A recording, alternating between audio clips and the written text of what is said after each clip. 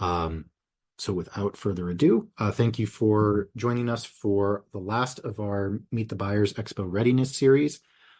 This has been a 4-part series, I believe, that we've gone through to provide people more information about the Lehigh Valley Meet the Buyers Expo, but also to provide some tips that you can use regardless of whether you're planning to attend the Expo or not. Today's session is going to be more specifically about the Expo and similar events like that. There will be some overlap from, if you were with us for the last session on marketing, there will be some overlap from there because a lot of that does tail over into the Expo day itself. And we will talk a little bit about the event platform as well during this session.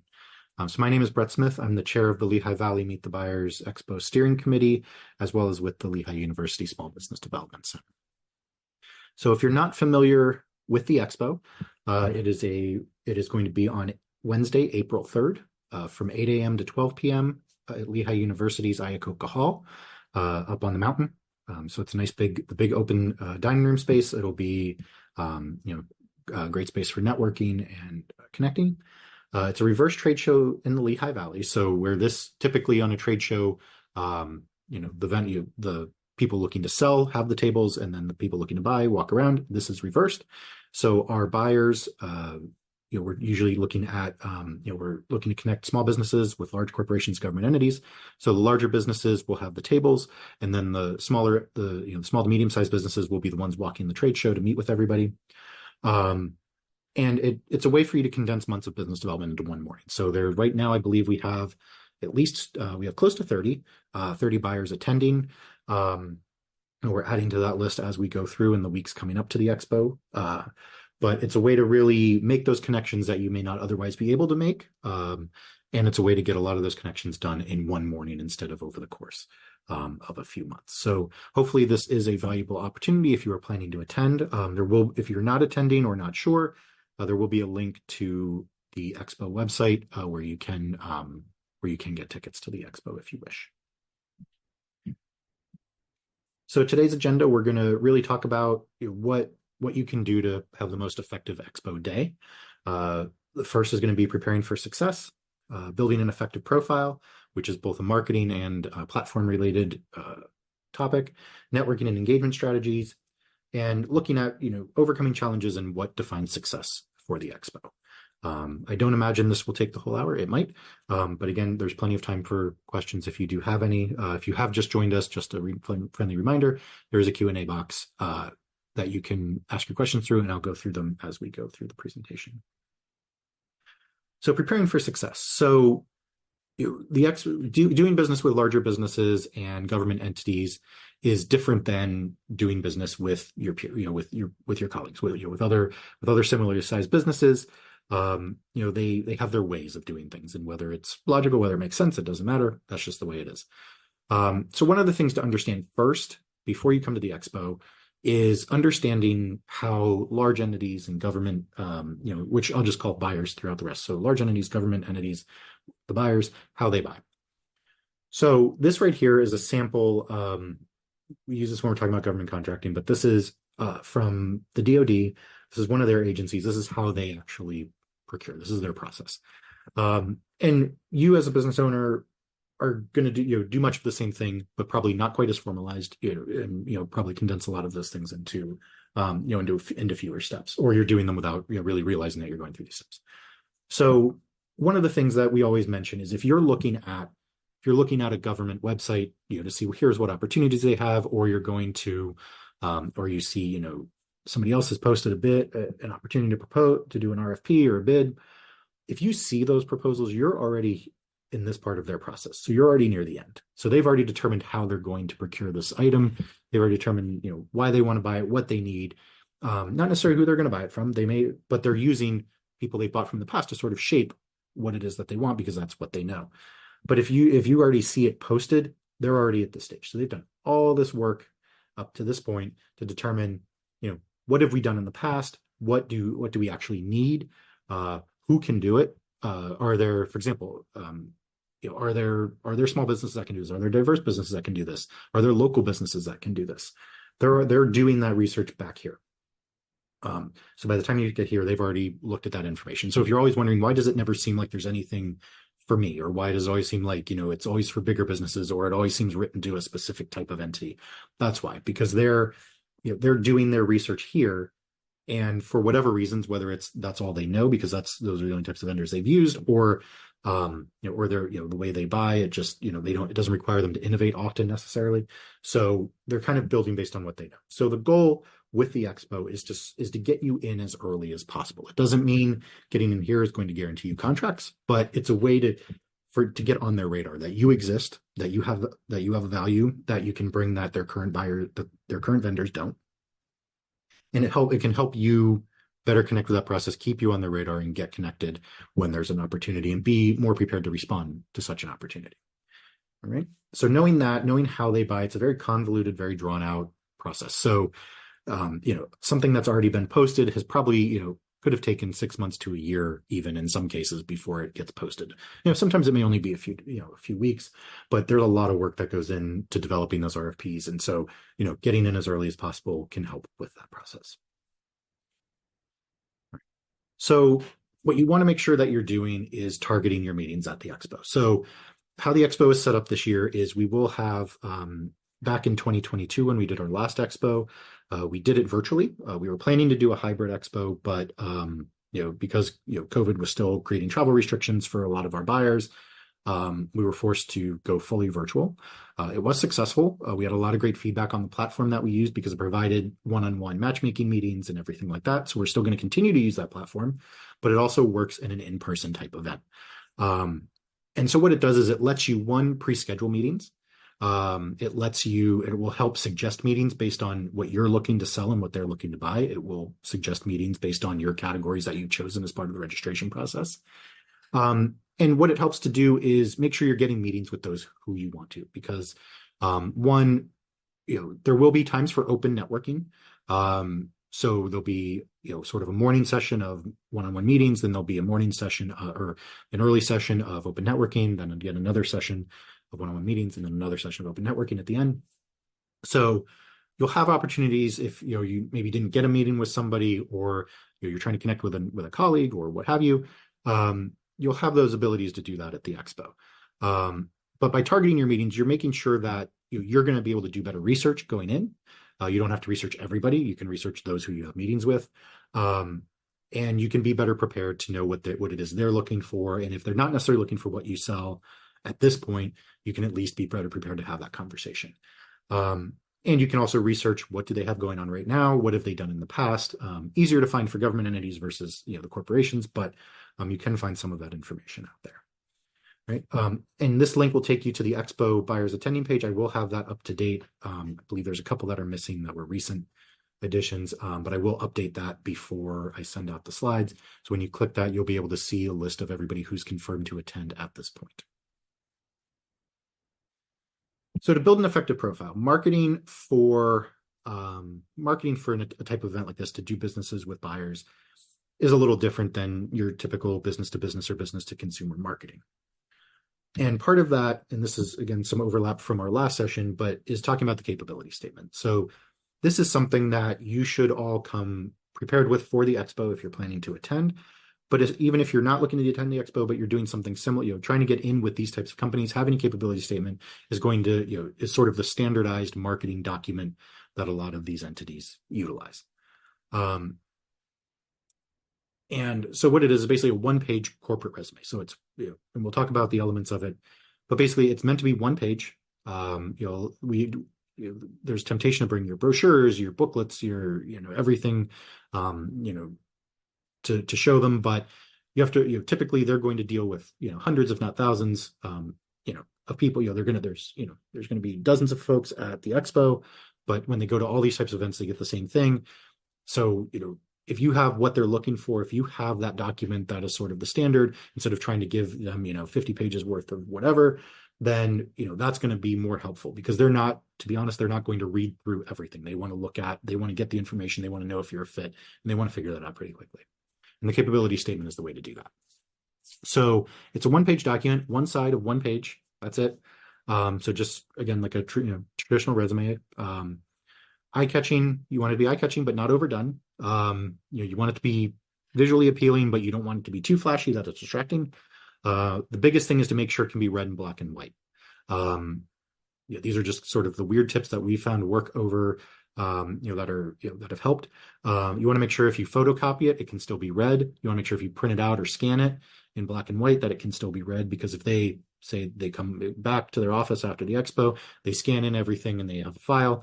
If yours isn't readable, they're probably just going to move on. So you want to make sure you can read it. So again, don't do it, make sure your colors contrast so that way, it can be seen no matter what. There is no standard layout. You can see, I'll show you on the next slide there, you can Google what a capability statement looks like. You can see, there's general layouts, but there's nothing that doesn't have to look a specific way. You can see what others in your industry are doing, to see what seems to be the most common. You can choose to do that. You can choose to do something different. And you can Google for different ideas, which I'll show you on the next slide. And you want it, especially if you're emailing it, you want it to be in a PDF format, because everybody uses different software. Some people, not everybody, for example, if you design it in Photoshop and they don't have Photoshop, they're not gonna be able to open it. Again, Word documents aren't always helpful either in this case. So make sure it's in a PDF. That way, no matter who's opening it, they're able to open it. Because you want to make sure it's as easily accessible to as many people as possible, since it's a marketing document. So if you Google capability statement, this screenshot's actually from a few years ago, so I'm sure there's different ones out there, but you can see they're pretty, again, they're not overly flashy. There's some with color in them. Over here, like this one down here probably would not copy well because it's too dark. But you're going to see it sort of looks like a regular personal resume, just laid out a little differently. You can kind of see, some are just basically text, some have more visual elements. Whatever it is you think is effective, you're welcome to use. Again, there's no standard. It's more about the information that's being conveyed versus how you want it to look professional, but it doesn't need to look flashy. And so a capability statement basically comes up with three things. You're looking at your stats, which I'll go over on the next slide, who you are as a company, and what it is that your company does. That's what they're looking for. Those are the three things in one page that you're going to want to be able to answer. So for your stats, this is basically just your demographic information as a company. So your company name, address, point of contact, phone number, and email. What I would suggest for point of contact is that it should be a real person. You don't want it to be like sales department or just call us, or just the company. You want it to be a person, because you want to convey, that they have a specific person that they're going to be able to work with. That's going to be more helpful to them versus like, hey, I'm just going to call a random number and hope I get somebody. Again, the more specificity, the more attention that you can pay to them, the more, again, it's not like these are going to, that alone is going to land you a contract, but it's going to be more helpful to your cause. Phone number, again, it should be that person's direct line versus, either versus an automated line or an admin person. And the email, same thing, should be that person's direct email. I would advise, it's a requirement, but typically we advise against using like a Gmail or a Hotmail or a Yahoo or an AOL account. It should generally be, person at company name dot whatever. Again, it's just, these are things that shouldn't matter, but sometimes they do. So, it just has that more professional look to it. But again, if what you have is a Gmail, email, Hotmail, whatever, it's not like it's going to disqualify you, but again, just tips, for the long run. You're also going to want to put in your NAICS codes. So NAICS is, there are 6-digit codes, industry codes that basically generally classify what it is your business does. Many businesses have multiple NAICS codes. Some only have one. Some have very many if they do a lot of different things. There is no right number to have. I would usually say no more than 10 NAICS codes, but if you only have one, that's perfectly fine. Having less is not a bad thing. But if you have a lot, you want to, don't put don't put 30 NAICS codes. It's just wasted space. Just put the ones that are most important to what it is that you're looking to sell. Okay. And then also your UNSPSC. So these are similar to NAICS codes, but for example, the Commonwealth of Pennsylvania uses these for when they do their contracts.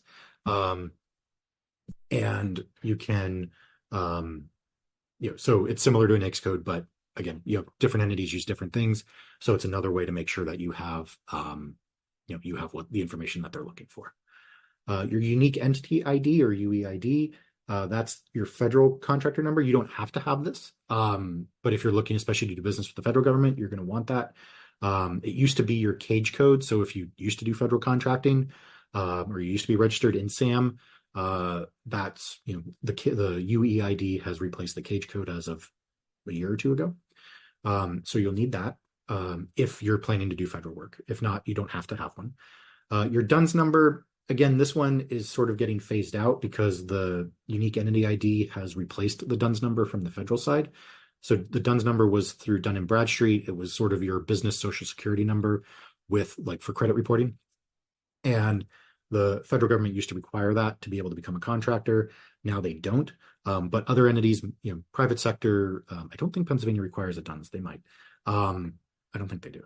But you want to make sure that if you do need that you have it.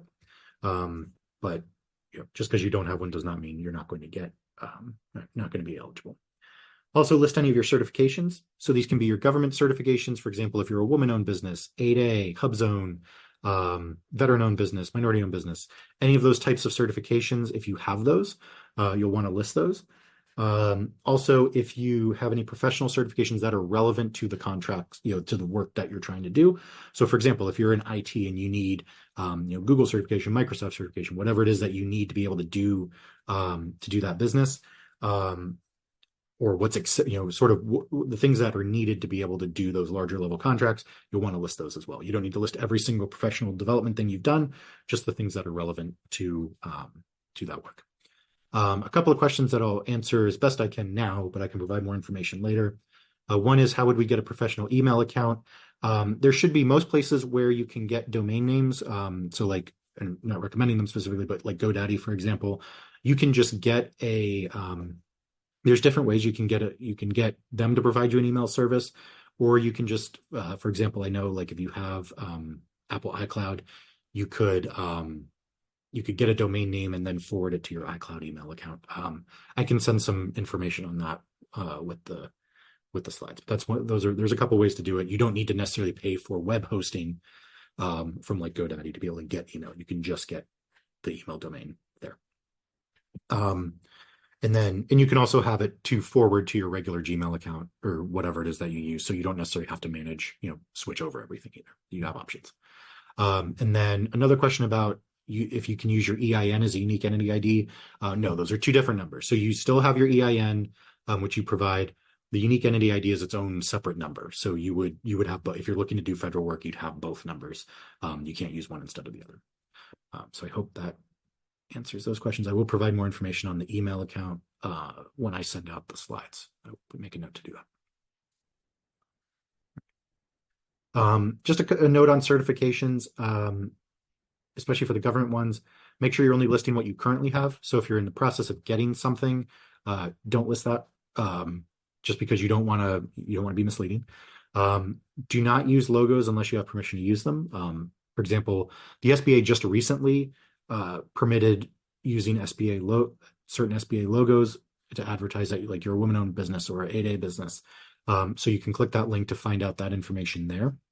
But you want to make sure that you're using what they allow you to, just because again, I've never heard of anybody getting in trouble, but it can happen. And then when you register in SAM for federal contracting, you can say that you're self-certified.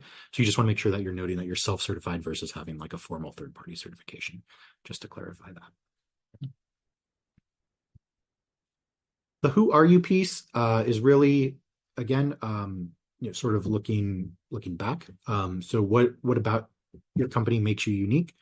So give a brief company history, really just a long paragraph, no more than that, just sort of a about us type of paragraph. Give a short background of your company and what it is that you do. And to me, the biggest part of the capability statement is the past performance. One of the biggest hurdles for businesses new to this type of doing business with buyers is getting in the door. Really, once you get that first contract, it becomes much easier to get other contracts. But getting the first contract is really hard. It's sort of like kind of getting your first job. Like you need experience, but you can't get the experience without a job. So what you want to do is list your top 5 to 10 projects. They don't have to be, if you have any, that are buyer related. So, you've done business with larger entities or government entities, make sure you put those in there for sure. For example, school districts are an option, municipalities, anything like that. You can put in. If you don't have any of that work, that's not a bad thing. Just list your top 5 to 10 biggest projects that you've done. And again, biggest for you. It doesn't mean if it's not above a certain amount, it's not worthwhile. You put your top 5 to 10 biggest projects on there. Make sure that's an evolving list too. Don't just leave those there as you get new business. Make sure you're updating that. You want to show yourself off. Obviously, focus on the largest ones. The ones that are most connected to that type of work. But again, anything to show that you have experience managing more complex types of business versus other kinds of businesses. And again, if you only have, say, for example, if you only have 3 that you can list, then only list 3. You don't have to, don't make things up, just put what you have.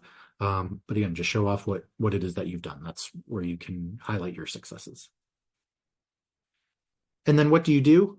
This is where you're going to list your capabilities. So this is the capabilities part of the statement.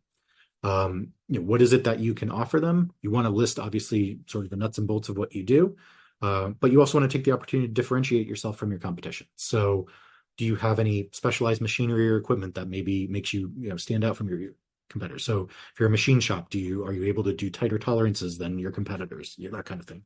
Are you able to use work with special materials that competitors may not be able to? Do you have specialized skills or industry standard certifications that your peer, that are either one, standard or that you've gone above and beyond? Do you have any quality differentiators? Can you, do you have a better, are you able to, provide better quality to them? A unique value add. Do you have something unique that nobody else has? Are you local? That's one of the things too, why we like the expo is to bring local companies in, because they could, for example, be, they could be buying something from California thinking those are the only people that sell that product or that's the best deal they got. But if you're local and can deliver an equal or better quality product, it might even cost a little more, but at least they know you're there. So they can call you, you may not get the main contract, but especially if they have like an emergency type contract, you may be able to provide some sort of value add there simply by being local. So some options on how to design it. Again, there's no right way to do it, but there are different options. Canva is becoming more popular of an option. Canva, you can pay for it, but it does have a free option. It's sort of a drag and drop editor. It's not, you don't need to be overly tech savvy to be able to use it. And if you click I believe all the logos you can click and it will take you to their websites. I believe I did that. So Canva, you can sort of drag and drop and design it how you want. Publisher, if you use Microsoft, yes, they do have links there. Microsoft Publisher, if you have Microsoft Office, you may have Publisher already as part of your package. You can use that. It's similar. It's a drag and drop editor similar to Canva. It's a little more, it's not always the most user friendly, but more people are going to have that. Photoshop, the Adobe products, what I put here is options that you may already have. I'm not suggesting you go buy anything. We're always recommending kind of the lowest cost, free ways for folks to do things. But if you already have, for example, if you have a marketing team that already uses Adobe or you already use Adobe, whether it's Photoshop, Illustrator, InDesign, any of those products would work. But again, if you don't already use Adobe, there's no need to pay for it. You can use Canva, Publisher, or other tools. But just if you already have Adobe, you don't need to try to use something else. LibreOffice is another option. It's an open source version of Word. It's been out for a number of years. They're free versions. They have Word, PowerPoint, all of the different Office products. They have open source free versions. So they might not always have every feature that you're hoping for, but for the cost, it's not really a bad deal.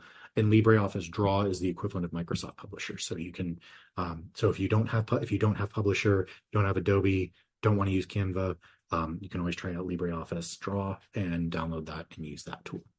The one tool you'll notice I don't have on here is Microsoft Word. I strongly recommend not against using Microsoft Word only because Word is not meant to design marketing materials. It's meant to write papers, documents. It's you can try and use it, but it's usually more hassle than it's worth to try and get everything to line up. Again, if you find a template that works in Word, absolutely go ahead. But Canva and all of these are much more drag and drop. You can align things how you want. You're not restricted to the confines of Word. So that's why I would recommend these over Word. But again, if Word is what you have, Word is what you're comfortable with, certainly feel free to use it. Okay. Some other things to think about before the expo. One, get your capability statement up and running. Write a few drafts of it, take a look at it, have something ready to go. Because typically what will happen is you'll hand them your capability statement and your business card. They'll staple those together, and then they'll put those in their files to go with them. So you want to make sure that you have both, because in case they lose one, they at least have the other. But also make sure, is your website up to date? If it, just again, is everything there and they're accurate? You can always add your capability statement to your website.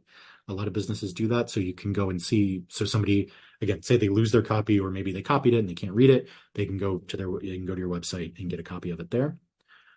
Make sure your social media pages are active and up to date. They may do, you don't know what they're going to be looking at as they're researching potential vendors. So make sure everything is correct and accurate. And also your Google My Business profile is claimed and or updated. So typically when you go and search, let's see. So when you go and search like a restaurant, for example, on Google, you'd search it and then you see the page where it shows their hours, their website, their pictures. That's your Google business profile. Every business can claim one of those for free. It does not cost you any money.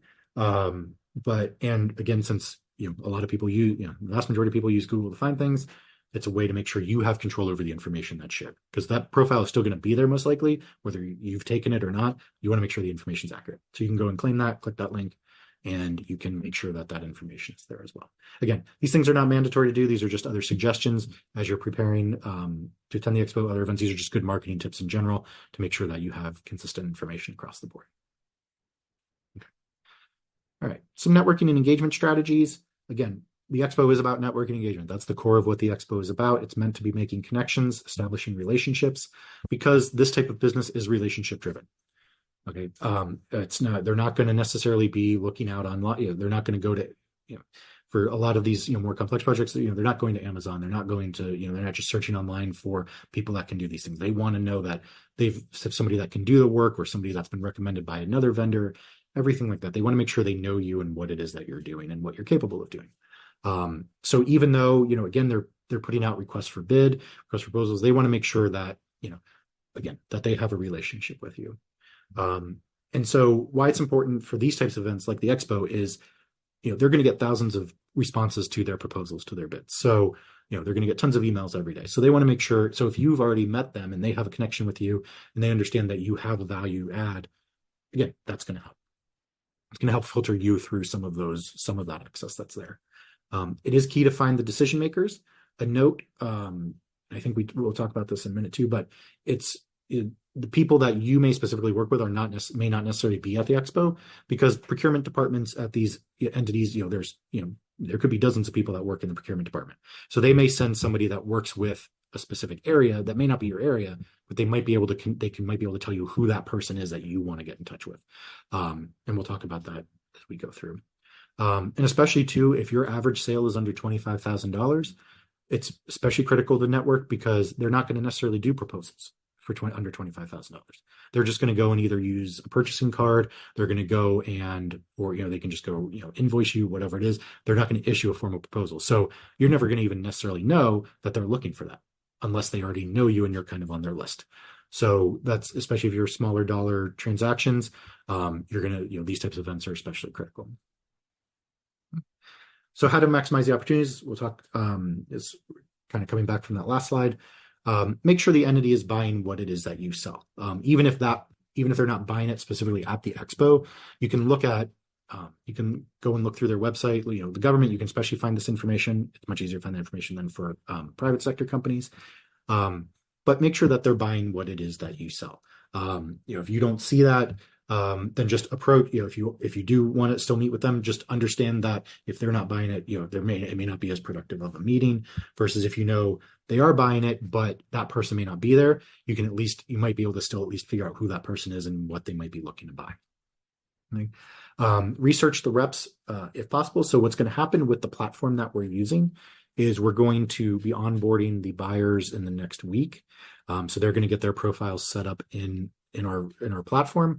And And then the following week, the week before the expo, all the attendees to the expo will be onboarded into the platform as well. So you'll be able to look up who's going to be representing each entity, and you can look them up on LinkedIn, look up the company, whatever it is that you want to do, and do your research ahead of time. You can advertise, but don't lead with your certifications if you have any. Again, they want to know what makes you different than their competitors. A certification is certainly helpful, but it's not going to be the difference maker. They want to know, can you make this product better? Can you provide it, quicker turnaround time? You have better quality. Can you do it cheaper? Those are the things that they're going to be looking for, not necessarily, a certification may certainly help, but that's not you. You don't want to make your business all about your certification. Make it about what it is that makes you unique as a business. So tailor your elevator speech to focus on your value add. What is it that makes you better? So again, staple your business card to your capability statement. You can do that ahead of time. That's probably easier. And if a rep offers you contact outside of an event, take it. Again, it doesn't mean if they don't that it wasn't a good meeting. Again, everybody does their business differently, but if they offer you contact outside the event, take it. Even if it's just, again, you got to lay that groundwork. If they're offering something, at least there's some sort of interest there. They may just want to find out more. Take advantage of those opportunities as they come through. So some day of strategies, if you are planning to attend the Meet the Buyers Expo, familiarize yourself with the Brella app, which is what the tool that we're using for. I'm going to pull it up here in a second. Which is the tool that we're using to schedule meetings. So you'll be able to go in and, of course, it's which you'll be able to just pull this over here. Yep. So you can see here, if we scroll up a little bit, you'll be able to go in. There'll be an app on your phone.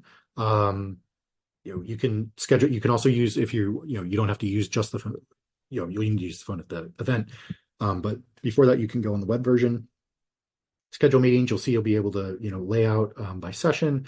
You'll be able to get information, suggest meetings, all of that. You can do all that within the platform. There'll be a training information that comes out once you sign up the week beforehand.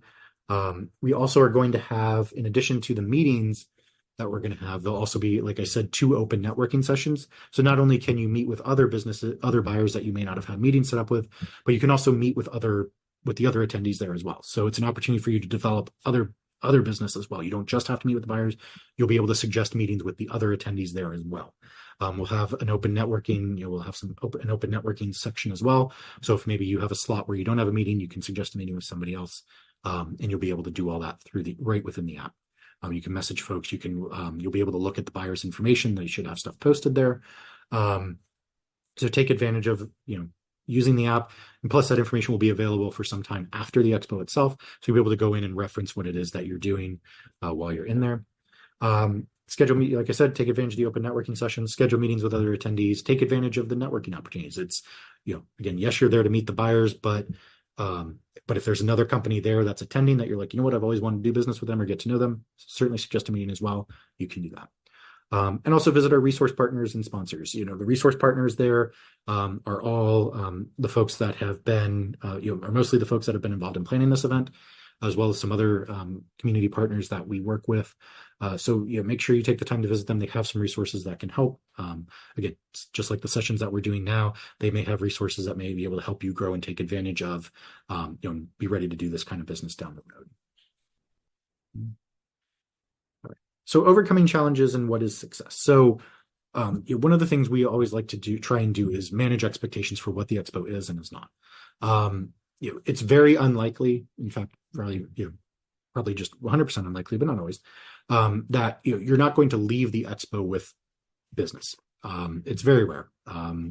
There's been opportunities where attendees, like for our 2022 Expo, I know there were a couple businesses that got contracts with Lehigh University right away, like a couple, like a month or two afterwards.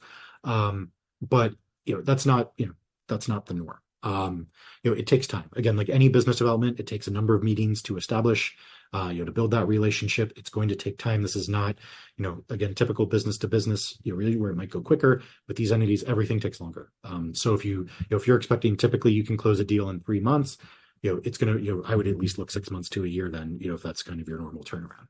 I consider the Expo your starting point, that this is where you're going to meet and establish those relationships. You may already have connections, which is great. You can grow those relationships while you're there. But for a lot of folks that attend, this is the first time they've met many of these people. So again, it's a starting point. It's meant to get you the opportunity to meet with somebody that you may not have otherwise had the opportunity to meet with. Doing your research is key. They want to see that you've done your work, that they need what you sell, or that you have something that they might need. Knowing who's there, knowing what they're buying is always very helpful. If you are looking, for example, if an entity buys something, but maybe that person's not there, for example, I can tell you, I don't know who exactly is attending from PP&L, but I know they're attending, but they do, they have different, they call them category managers. So they might have somebody that handles landscaping. So like the tree trimming and stuff for the power lines. I know they have somebody that does catering for when they have line workers out, like during storms and stuff. They have somebody, catering options for that. They might have somebody for administrative support, like accounting and bookkeeping and stuff like that. So they might send one of those people. So say they send their landscaping person, but you're a professional services business. That person's not going to necessarily have the answer for you, but they're going to know who is. So you might be able to get that information anyway. So make sure you're asking who the correct contact is. Don't be discouraged if that's if they buy the thing that you do, then just make sure you're getting the right name of the name of the right person. And you can also ask them if they foresee any opportunities down the road. Because again, they might buy in cycles. They might do, sometimes the government will just do a one-time contract. Sometimes they do 5-year contracts. Same with a private sector company. They may do one-off purchases. It might be a 1-year term for a service. It might be 5 years. There might be option years in there. So just because they're not buying it now does not mean that they're not going to buy it down the road. It just means that right now is not when they're buying those things. But again, if you can get in the door, get on their radar, it might be 2-3 years down the road, but you might have an opportunity to bid on that project down. Okay, so don't consider success for this event. Having successful meetings, establishing those relationships. That should be your baseline for success. Don't be disappointed if you don't get business right out of the expo. It's very rare that it happens. It can happen, but it's very common that it does not. It's more common than not that it does not happen. It's meant to build relationships. It's meant to, provide a networking opportunity. Because again, it's usually very difficult to meet with these people one-on-one, just trying on your own. So this is a way that we can bring those folks together and try and get those opportunities to happen. So that is pretty much the presentation here. Like I said, I didn't think it was going to take the whole time. So what'll happen is if you do want to attend the expo, if you're not already registered, you can click that link, lvmeetthebuyers.com. You can sign up to attend there. Tickets are $25 if you're just buying one ticket. If you're buying more than one ticket, it's $20 a ticket. So you can, if you're looking to bring more than one person from your company, we do offer a small discount for that. If you have general questions about the expo, you can email meetthebuyers@lehigh.edu, and we'll be happy to answer your questions about it then.